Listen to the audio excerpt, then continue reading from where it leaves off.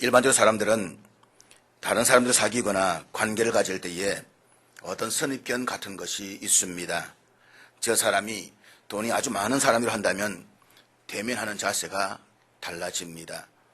저 사람이 사회에서 아주 영향력이 높은 사람이라 하면 대하는 태도 자세가 달라집니다. 반면에 지금 내가 마주하고 있는 이 사람이 돈이 아주 없는 가난한 사람이라고 한다면 그냥 가볍게 취급해 버립니다. 사회에서 별 볼 일 없는 사람이라고 한다면 그냥 별 볼 일 없이 무시를 해버립니다. 저는 이런 모습을 속물건성기질이라고 말하고 싶습니다. 속물건성이라는 말은 우리말 사진을 보니까 금전이나 명예를 제일로 치고 눈앞의 이익에만 관심을 가진 생각이나 성질, 그렇게 정의를 내리고 있습니다. 죄송하지만 우리 안에는 이런 속물건성 기질들이 있습니다.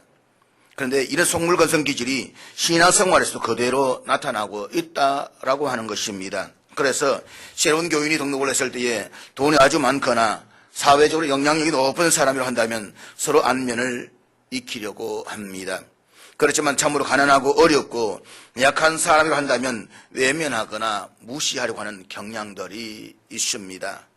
이런 속물건성 기질은 오늘의 교회만이 아니라 초대 교회 때도 있었다라고 하는 것입니다. 초대 예루살렘 교회 얼마나 은혜로운 교회였습니까? 얼마나 성령이 충만한 교회였습니까? 그런데 야고보서에 보면 그 초대교회 예루살렘 교회의 모습을 이야기하면서 돈 많은 귀족 부인이 교회에 오면 서로 좋은 자리에 앉으라고 야단을 친다는 것입니다. 서로 자기 옆에 앉으라고, 내 옆에 앉으라고. 그런데 가난한 부인이 오면 거기에 서 있든지 아니면 밑바닥에 앉았든지 그건 네가 알아서 하라 라고 부대접을 했다는 것입니다. 그런데 더 심각한 문제는 그와도 속물건성 기질을 하나님에게도 적용하려고 한다라고 하는 것입니다. 그래서 하나님도 기왕이면 재능을 가진 사람이나 재력을 가진 사람을 더 좋아하실 것이라고 생각을 합니다. 혹은 하나님께서는 사회적인 영향력 있는 사람들을 더 좋아하신다든지 아니면 그런 사람들 더 쓰기를 좋아하실 것이다 라고 하는 이 편견을 가지고 있는 것입니다. 하나님의 일도 보통 사람보다는 재능과 재력이 있고 사회적으로 영향력 있는 사람이 더 잘할 수 있을 것이라고 생각을 합니다. 물론 과거에 하나님께서 아주 크게 쓰신 사람들 가운데에서는 예수를 믿기 전에도 풍성한 재능과 재력과 영향력을 가지고 있었던 사람들이 아주 없었던 것은 아닙니다. 그들이 예수를 믿고 나서 주어진 재능과 재력과 영향력을 가지고 하나님을 위해서 더 큰 일을 한 사람들도 있습니다. 그러나 우리가 반드시 기억해야 될 것은 하나님이 그들을 부르시고 쓰실 때에는 그들의 어떤 재능이나 재력이나 영향력이 아니었다라고 하는 것입니다. 그들의 믿음을 보고 쓰셨다라는 사실을 우리는 잊어버리면 안 되는 것입니다. 그럼에도 불구하고 사람들은 재능이나 재력이나 영향력 때문에 하나님이 그들을 부르시고 서셨다라고 생각을 합니다. 이것은 지극히자비하신 사랑의 하나님을 욕되게 한다는 사실을 우리가 잊어버려서는 안 되는 것입니다. 우리가 성경을 통해서 발견하게 되는 것은 하나님께서는 약한 사람이 멸시와 천대를 당하면 그것이 마치 하나님 자신이 당하는 것처럼 분노하시는 모습을 볼 수가 있습니다. 가난하고 약한 사람들이 무시를 당하면 하나님께서는 그것이 마치 자기 자신이 무시를 당하는 것처럼 그렇게 생각하고 계신다라고 하는 것입니다. 그것이 성경의 내용의 말씀입니다. 그리고 사람은 외부적인 조건을 보고 판단을 하지만 하나님은 언제나 그 중심을 보신다는 것입니다. 이것이 성경에 나타난 변함없는 믿음의 법칙입니다. 러시아 대문호였던 도스토옙스키는 한때 도박광이었습니다. 그는 엄청난 빚을 지고 외국으로 도망을 칠 정도였습니다. 어쩔 수 없이 다시 고향으로 돌아가기 위해서 그는 소설을 쓸 수밖에 없었습니다. 그 소설들이 지금은 문학사의 금자탑을 이루고 있습니다. 그가 말년에 이르러서 한 말이 있습니다. 내가 도박을 하지 않았다면, 파산을 하지 않았다면, 도망을 치지 않았다면 나는 아무것도 아니었을 것이다. 오해하지 마십시오. 그렇다고 해서 도박을 하라는 이야기는 아닙니다. 재산을 파탄내라는 그런 이야기도 아닙니다. 이 말은 자신의 지난 과거의 아픈 상처를 딛고 일어나서 의미 있는 삶을 살려고 몸부림쳤더니 그와 같은 놀라운 사람으로 되어 있었다라고 하는 것입니다. 그 이야기를 하고 있는 것입니다. 기억하십시오. 하나님께 쓰임을 받았던 사람들은 그 마음의 중심이 언제나 하나님께로 향해 있었습니다. 그들은 언제나 하나님이 기뻐하시는 뜻에 따라서 살려고 몸부림쳤습니다. 그래서 하나님은 그 마음의 중심에 있는 믿음과 삶의 태도를 보시고 그를 서셨다는 것입니다. 교회사를 걸쳐보면 예수를 믿기 전에 큰 재능과 재력과 영향력을 갖추고 있었던 사람들이 예수를 믿은 다음에는 아무것도 하지 않고 오히려 초라하게 인생을 마친 사람들도 많이 있습니다. 그러므로 세상적으로 볼 때에 좋은 역을 가지고 있는 사람들이 예수를 믿으면 하나님의 일을 더 잘할 수 있다는 보장은 절대로 없습니다. 물론 그럴 수도 있겠지만 그러나 그것 때문에 하나님이 그들을 서신 것은 결코 아닙니다. 하나님께서 사신 사람들을 보면 올해 세상적인 기준으로 보았을 때는 굉장히 약점이 많은 사람들이었습니다. 어느 누가 보아도 아주 평범한 사람들에 불과했습니다. 지극히 일상적이어서 두드러지는 사람들이 아니었습니다. 그런데 그들이 예수를 믿고 나서 하나님께 놀랍게 쓰임을 받는 경우들이 의외로 많이 있습니다. 우리가 계속해서 사사기를 살펴보고 있지만 성경에 나타난 사사들의 면면을 한번 자세히 살펴보시기를 바랍니다. 사사들 한마디로 약점을 가지고 있었던 사람들이었습니다. 사회적으로 내놓을 것이라고는 전혀 없는 사람들이었습니다. 사람들에게 드러내놓을 만한 어떤 재력이나 재능이나 사회적 영향력도 전혀 없었던 사람들이었습니다. 아니, 그들의 그 약점 때문에 사회에서, 공동체에서, 심지어는 가족과 형제들에게서 무시를 당하고 쫓김을 당해야만 했던 그런 사람들이었습니다. 그런데 그런 사람들을 하나님께서 붙잡아서 서시니까 환난 가운데 빠졌던 이스라엘 백성들을 구원할 구원자로 사용되게 되는 것입니다. 그것이 오늘 본문에 등장하고 있는 에훗과 삼갈이라고 하는 사사들의 이야기이기도 한 것입니다. 그럼 사랑 여러분, 혹여 당신이 스스로 약점이 많다라고 생각하고 지극히 평범한 삶을 살아가고 있다라고 해도 주눅이 들거나 기죽을 필요는 전혀 없습니다. 아니, 세상 어떤 사람들보다 부족하고 모자라고 내세울 것이 전혀 없다라고 할지라도 자신을 학대할 필요가 없습니다. 하나님은 특별한 재능이나 재력이 없는 사람도 귀하게 사용하셨기 때문인 것입니다. 오늘 본문에 나타난 에훗과 삼갈을 사용했던 하나님께서는 저와 여러분도 하나님의 사역에 귀하게 서실 수가 있습니다. 하나님의 믿음의 법칙의 방식은 지혜 있는 자를 어리석게 하시고 강한 자를 부끄럽게 하신다라고 하는 것입니다. 그러기 위해서 약한 자를 쓰시고 없는 자를 쓰시고 부족한 사람을 쓰셔서 하나님의 영광을 드러내기를 원하시는 것입니다. 사람들 앞에 내놓을 만한 재력이나 재능을 가지고 있지 않았던 에훗과 삼갈이 서임을 받았다라고 한다면 오늘 저와 여러분도 얼마든지 하나님께로부터 서임 받을 수가 있는 것입니다. 중요한 것은 내가 하나님께 쓰임받고 싶다는 믿음의 갈망인 것입니다. 내가 하나님께 쓰임받아야 되겠다는 이 거룩한 소망인 것입니다. 여러분, 모세의 손에 들렸던 마른 막대기를 기억하십니까? 전혀 쓸모없는 막대기였습니다. 뗄감으로 사용할 수 없는 그냥 막대기일 뿐이었습니다. 그렇지만 그 막대기가 하나님 손에 붙잡히니까 홍해를 갈랐습니다. 말마른 사막에 바닥에서 물이 흘러나오게 만들었습니다. 그렇습니다. 여러분, 인생에서 참으로 중요한 것은 재능이나 재력이나 영향력이 아닙니다. 전능하신 하나님, 만물을 창조하신 하나님께 쓰임받는 것입니다. 어느 날 내가 하나님께로부터 하나님의 귀한 사역에 도움을 받는, 쓰임을 받는 순간 내 인생은 달라질 것입니다. 내 가정도 달라질 것입니다.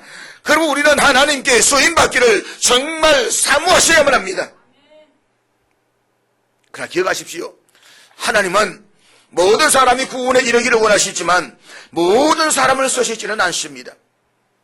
하나님께서는 하나님의 귀한 사역에 쓰실 사람을 선택하실 때는 어떤 믿음의 법칙이 있습니다. 그렇다면 하나님은 어떤 사람을 쓰실까요? 오늘 본문을 통해서 우리가 하나님께 쓰임받기 위해서 깨달을 믿음의 법칙이 무엇이겠습니까? 그것은 첫째로 하나님만을 의지하는 사람이 되셔야 한다는 것입니다. 하나님만을 의지하는 사람이 되십시오.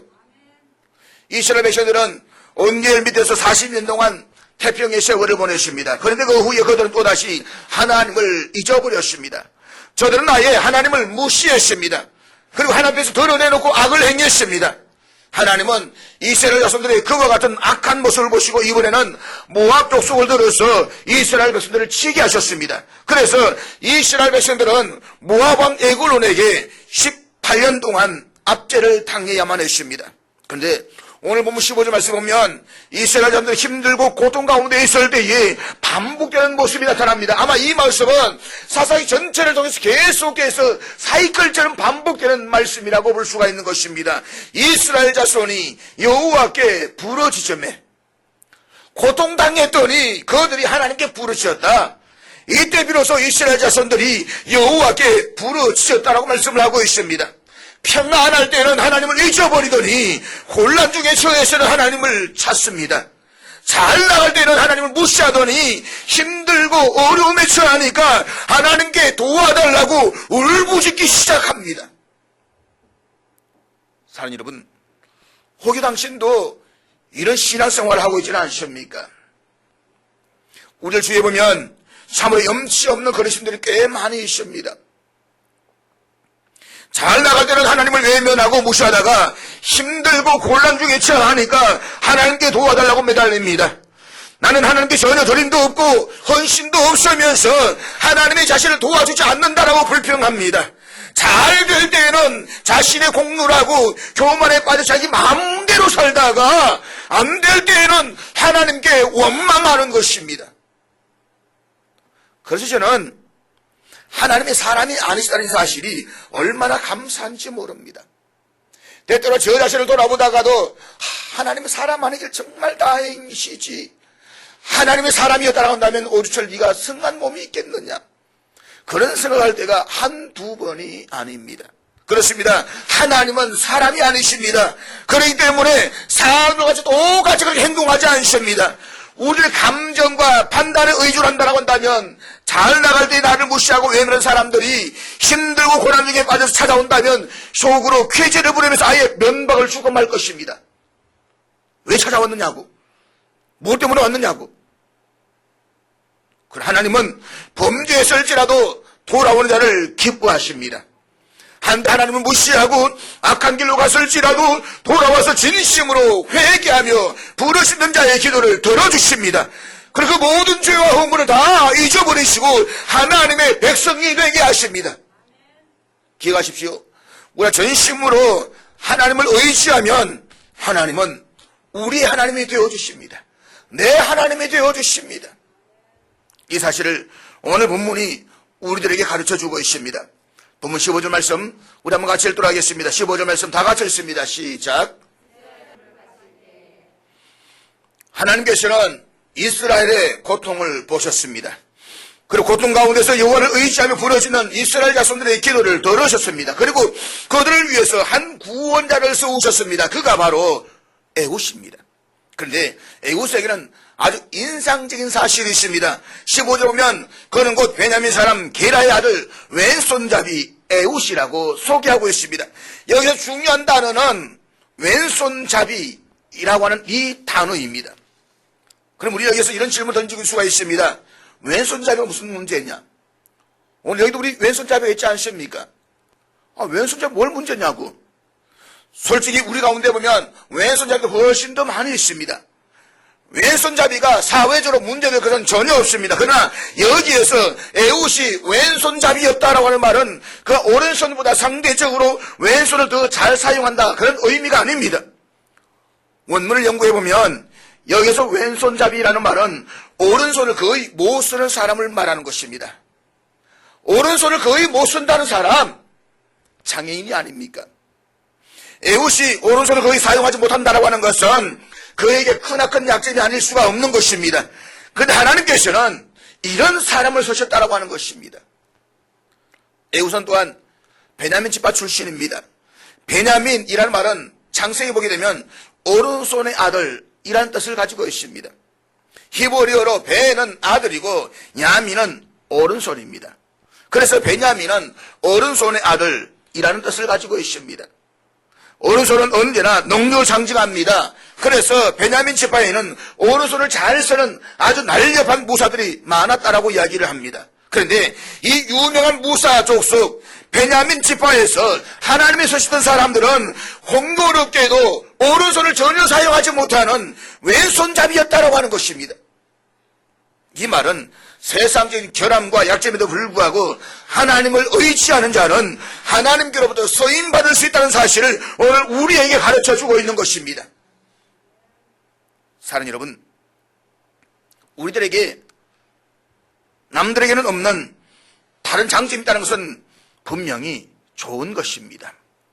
그러나 때때로 사람들의 장점이 반드시 본인에게 축복이 아닐 수도 있습니다. 장점 때문에 망하는 사람들도 많이 있습니다. 예컨대 어떤 사람에는 뛰어난 지식을 가지고 있습니다. 그러나 그 지식 때문에 이 사람의 눈에는 하나님이 보이지 않습니다. 사람들은 오만한 모습으로 나타나는 것입니다. 그렇다면 이 사람의 지식은 그 지식 때문에 망할 수도 있는 것입니다. 어떤 사람에게는 많은 재물을 가지고 있습니다. 물론 부유하기 때문에 세상에 살아가는 것이 편할런지는 모르겠습니다. 그렇지만 그것 때문에 다른 사람들 깔보고 무시하는 교만한 사람이 된다고 한다면 재물은 그에게 저주요 사탄인 것입니다. 건강하다는 것이 축복일 수가 있습니다.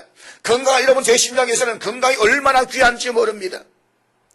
산 위를 뛰어다니고 어디를 다니고 이게 얼마나 놀라운 사실인지 모릅니다. 하루 동일을 만나다 보면 80년대에 공부했던 그 친구들 만나면 야, 너 그때도 목발 짚었냐? 라고 이야기할 때가 있습니다. 사람은 그때를 잊어버리고 지금을 보는 것입니다. 그럼 이야기합니다. 야, 이 미친놈아, 너하고 같이 가시산 같은 걸 기억 안 나느냐고. 아, 너하고 같이 지리산 같은 걸 기억 안 나느냐고. 아, 그렇지. 그때 너 내하고 같이 가시산 갔잖아. 그런데 뭔 이야기하느냐고. 아, 지금 보니까 나 그것도 자꾸 생각을 잊어버려가지고. 그래서 그 이야기할 때마다 그 건강했을 때에 산을 쫓아낼 때가 얼마나 그리운지 모릅니다. 그러나 여러분, 건강하기 때문에 하나님을 두려워하지 않고 하나님을 거부한다고 한다면 이 건강이라는 장점과 축복이 오히려 사망에 이르게 할 수 있는 올무가 될 수가 있는 것입니다. 우리들 가지고 있는 장점이 우리들을 교만하게 만들지 못하도록 하기 위해서 또 우리의 교만을 꺾기 위해서 하나님께서는 우리의 장점을 빼앗아 가는 수도 있습니다. 그리고 우리의 편견과 교만을 없애기 위해서 하나님이 등장시킨 사람이 바로 에웃입니다. 그러므로 우리의 삶에서 참으로 중요한 것은 장점과 약점이 아니라 하나님께 쓰임받는 이 믿음의 법칙에 따라 살아가는 삶의 자세인 것입니다. 다시 말해서 우리는 하나님만을 절대적으로 의지할 수가 있어야 되는 것입니다. 내 잘 될 때나 못 될 때나 어느 상황에서도 하나님만 나의 하나님을 고백하고 그 하나님을 의지할 수 있는 믿음이 우리에게 중요한 것입니다. 어느 성경학자는 에훗의 사건을 이렇게 평가를 했습니다. 오른손을 못 쓰던 에훗, 그는 자신의 단점 때문에 하나님을 의지했다. 그랬더니 주님의 오른손이 에훗의 오른손이 되어주셨다. 그렇습니다. 하나님의 능하신 오른손이 에훗의 오른손이 되어주셨습니다. 약점과 부족함이 하나님을 더 의지하게 하는 요인이 되었습니다.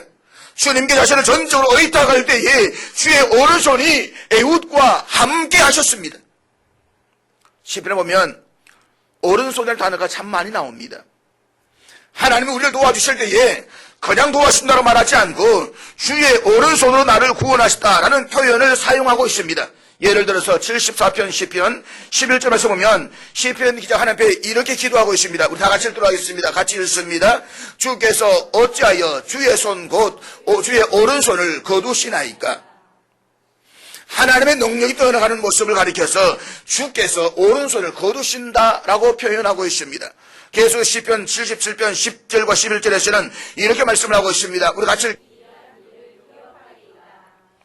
시편 기자가 연약할 때에 하나님의 오른손이 그를 도우셨다는 고백입니다. 하나 더 보도록 하겠습니다. 이사야 40장 10절 말씀, 제가 너무 좋아하는 말씀인데 우리 같이 읽도록 하겠습니다. 시작. 두려워하지 말라. 내가 너와 함께함이니라. 놀라지 말라. 나는 내 하나님이 됨이니라. 내가 너를 굳세게 하니라. 참으로 너를 도와주리라. 참으로 나의 의로운 오른손으로 너를 붙들리라. 그렇습니다.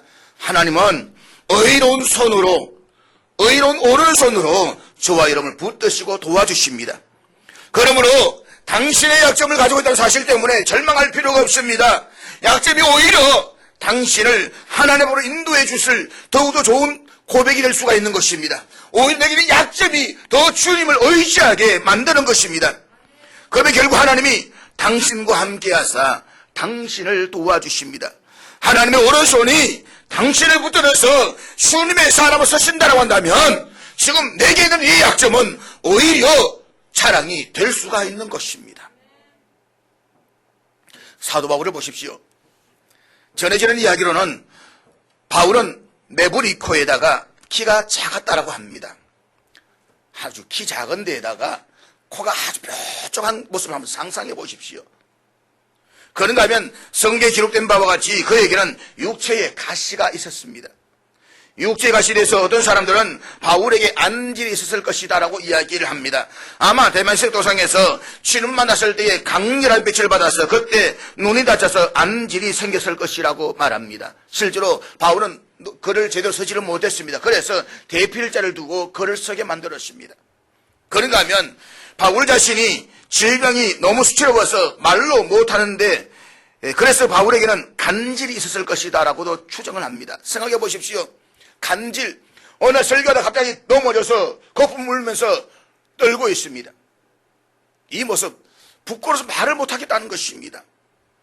문제는 이 안질이든지 간질이든지 간에 바울에게는 난치병이 있다는 것은 틀림없는 것입니다. 그런데 바울은 참으로 달란트가 많은 사람이었습니다.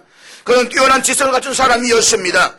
어느 누구와 비교해도 뒤지지 않을 화려한 학벌과 가문을 가지고 있는 사람이었습니다. 태어나면서부터 로마 시민으로 가졌던 그로서는 나름의 사회적 역량력도 가지고 있었던 사람이었습니다.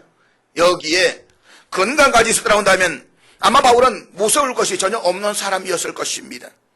그렇기 때문에 바울이 오만해 줄 수 있겠다고 판단하신 하나님께서 그를 너무 자만하지 않게 하시려고 육체의 가시를 그대로 두셨다라고 했습니다. 그래서 바울은 자기가 육체적으로 연약하다는 사실 때문에 하나님을 더 의지합니다. 더 주께로 나아갑니다. 나의 약한 것을 자랑하기 시작하는 것입니다. 주님의 도움 없이는 하루도 살 수 없다고 고백하게 되는 것입니다. 육체의 가시에도 불구하고 바울이 하나님을 일을 하는 데에 전혀 상관이 없습니다. 오히려 약한 것이 더 하나님을 강하게 할 수가 있는 것입니다. 바울이 하나님의 일을 하는 데는 자신의 능력이 아니라 주님이 주신 능력이 중요했기 때문인 것입니다. 그래서 그는 이렇게 고백합니다. 내 능력이 약한 데서 온전하여집니다. 내가 약했기 때문에 하나님을 의지할 수가 있었고 그 의지함 때문에 내 안에 하나님의 능력이 나타날 수가 있었다라고 하는 것입니다. 사랑하는 여러분, 오늘 여러분의 약점은 무엇입니까? 어쩌면 에우처럼 신체적인 약점을 가지고 있을 수도 있습니다. 정신적으로 고통받는 어려움이 있을 수도 있습니다. 혹은 환경적으로 불리한 여건에 처해 있을 수도 있습니다. 그러나 내게 있는 약점 때문에 그 약점을 붙잡고 절망하지 마십시오.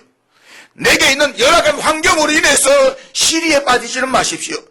이 약점 때문에 좌절하거나 시리에 빠지지 않는다고 한다면 오히려 그 약점 때문에 하나님을 의지한다면 하나님은 우리를 사용해 주실 것입니다. 둘째로 언제나 함께 동행하시는 하나님의 약속을 붙들어야만 합니다. 연약한 사람이 강해지는 비결은 동행의 약속을 붙드는 것입니다. 다시 말해서 하나님께서 함께 하신다면 그 누구라도 강해질 수가 있습니다. 뿐만 아니라 크게 쓰임받을 수가 있습니다. 이것이 바로 복음인 것입니다. 오늘 본문 31절의 말씀 보면 삼갈에 대한 언급이 나옵니다. 우리 한번 31절 같이 보도록 하겠습니다. 31절 다 같이 읽겠습니다. 여기 삼갈은 소모는 짝대기, 우리 경상도 작대기라고 하잖아요. 그죠? 이 소모는 막대기로 이스라엘을 구했다라고 했습니다. 소모는 막대기는 농부가 사용하는 지극히 평범하고 일상적인 생업의 도구인 것입니다. 이것이 바로 무기가 되었습니다. 아마도 삼갈은 농부였을 것입니다. 아마도 이 사람은 하나님으로부터 소명을 받기 전에는 농부로서 땅을 일구면서 열심히 살았을 것입니다. 그런데 어느 날 삼갈에게 하나님의 부르시는 소리가 들려옵니다. 이스라엘의 위기가 빠졌습니다. 하나님께서 사람을 찾으십니다. 그때 하나님의 소명이 뜻밖에도 농부 삼갈에게 찾아왔습니다. 이 삼갈은 아마 이렇게 대답할 수 있을 것입니다. 하나님, 저 같은 사람이 무슨 일을 하겠습니까? 흙이나 파먹고 사는 사람이 무슨 일을 할 수가 있겠습니까? 삼갈은 아침부터 저녁까지 농기구를 만지면서 사는 사람이었습니다. 아주 지극히 평범하고 소심한 사람이었을는지도 모릅니다. 그야말로 소시민의 마음을 가졌을 것입니다. 그런 사람이 어떻게 하나님의 일을 할 수 있겠느냐라고 의아해할 수도 있습니다. 농부가 어떻게 전쟁하겠느냐면서 하나님의 부르심을 거부할 수도 있습니다. 그렇지만 삼갈은 아무 말도 하지 않고 하나님의 부르심에 순종했습니다. 농부 삼갈이 한 일은 하나님께서 동행하신다는 약속을 믿고 하나님 앞에 순종하는 일밖에는 아무것도 없었습니다. 성경을 보십시오. 하나님께서 사람을 선택하시고 그를 부르실 때는 언제나 약속하시는 그 말씀이 있습니다. 그것은 내가 너와 함께 한다는 약속입니다. 하나님께서는 당신의 사람을 선택하시고 부르실 때에 언제나 함께 동행하겠다고 말씀하십니다. 내가 너와 함께함이 아니냐, 내가 너와 함께하리라, 그를 강하고 담대하라. 언제나 하는 사람을 선택하실 때에 그렇게 말씀하시는 하나님을 볼 수가 있는 것입니다. 그리고 그들은 한결같이 이 약속의 말씀을 붙잡았습니다. 그리고 나아갔습니다. 기억하십시오. 하나님이 나와 함께 동행하신다는 약속은 내가 강해진다는 확실한 보증인 것입니다. 나에게 어떤 재능과 재력과 힘이 있어서 강해지는 것이 아닙니다. 착각하지 마십시오. 내가 강해지는 것은 하나님이 나와 함께 동행하시기 때문인 것입니다. 강해짐의 원천이 나에게 있는 것이 아니라 하나님께 있습니다. 하나님이 동행하신다고 한다면 우리도 막대기로서 역사를 익힐 수가 있는 것입니다. 그러면 사랑하는 여러분, 언제 어디에서나 늘 하나님과 함께 동행하는 삶을 살아가시기를 축복합니다. 여기서 동행한다라는 말은 원어에서 보게 되면 산책한다라는 의미를 가지고 있습니다. 사랑하는 여인끼리 손봉을 잡고 산책할 때에 얼마나 즐거운 시간이겠습니까? 사랑하는 사람과 함께 강변에 손을 잡고 걸어간다면 그 길이 얼마나 행복한 길이겠습니까? 마찬가지로 하나님과 동행한다는 말은 하나님의 손을 꼭 붙잡고 함께 인생의 길을 걸어간다는 것입니다. 3살 나이가 백두산 정상에 올라갔다. 도저히 상상을 불허하는 이야기입니다. 될 수 없는 이야기입니다. 그러나 가능합니다. 힘센 아빠의 손을 꼭 붙잡고 올라가면 올라갈 수가 있는 것입니다. 아빠 힘들어 그러면 아빠가 손을 걸쭉 들어서 옮겨줄 수가 있는 것입니다. 그러나 그럼에도 불구하고 내가 올라간 것이 아닙니다. 아빠의 힘으로 올라가게 되어서 올라간 것입니다. 살다 보면 힘이 없어서 쓰러질 때가 있습니다. 고난과 시련 가운데서 쓰러질 때도 있습니다. 넘어질 때도 있습니다. 지쳐있을 때도 있습니다. 그러나 동행하신 하나님께서 도와주셔서 해내면서 이겨나가는 생활이 바로 믿음의 생활인 것입니다. 무거운 짐을 나홀로 지고 견디다 못해 쓰러질 때에도 동행하신 하나님의 약속을 믿기 때문에 나는 다시 일어나서 승리하는 여정을 계속해서 나아갈 수가 있습니다. 사랑하는 여러분, 삼갈이 한 것은 하나님께 순종하는 일밖에 없었습니다. 그는 자기가 날마다 서로 소문은 막대기를 하나님의 손에 의탁하게 했습니다. 삼갈은 특별히 뛰어난 재주나 재능이 있어서 하나님께 쓰임받은 것이 아닙니다. 다만 그는 함께 하시는 하나님을 믿고 순종했기 때문에 쓰임을 받은 것입니다. 저와 여러분도 지역이 평범한 소시민 가운데 한 사람일 수가 있습니다. 그렇다고 해서 우리는 의기소침해 줄 필요는 없습니다. 우리의 평범함이 하나님의 손에 들어가면 위대하게 쓰임받을 수가 있습니다. 어린아이의 손에 들려져 있던 보리떡 5개와 물고기 2마리는 지극히 평범한 한 어린아이의 점심 도시락에 불과했습니다. 그러나 그것이 주님의 손에 들려졌을 때에 5,000명이 먹고 남는 놀라운 구원의 역사를 일으켰던 것입니다. 그렇습니다. 삼갈의 손에 들려져 있던 소모는 막대기를 사용해서 이스라엘을 구원하신 하나님은 오늘도 우리들의 평범함을 사용하기를 원하십니다. 우리에게는 사람들 앞에 내놓을 만한 것보다 감추고 싶은 약점들이 훨씬 더 많습니다. 그렇지만 하나님은 그런 것들을 사용해서 큰 일을 이루어 가십니다. 우리는 우리의 부족함이 전능하신 하나님의 의지하게 만드는 감사의 제목임을 알아야 되는 것입니다. 내 부족함과 내 연약함과 내 약점이 원망과 한과 불평이 아니라 오히려 하나님을 의지할 수 있는 감사의 기도 제목인 것입니다. 사사 에훗과 삼가를 통해서 깨달을 수 있는 교훈은 우리와 같이 지극히 평범했던, 아니 다른 사람들보다 훨씬 더 많은 약점을 가지고 있었던, 그럼에도 불구하고 그가 하나님을 절대적으로 의지하고 순종했을 때에 비범한 사람이 되었다는 사실입니다. 기억하십시오. 그래서 순종은 우리의 인생을 바꾸어 놓습니다. 그렇다면 오늘 당신의 삶의 자세는 어떻습니까? 순종입니까? 불순종입니까? 하나님은 온 세상의 전부를 다 가지고 있어도 불순종하는 자는 버리십니다. 그러나 가진 것이 없어도 약점 투성이어도 순종하는 자는 사랑하시고 서셔서 있는 자를 부끄럽게 하십니다. 기도하시겠습니다.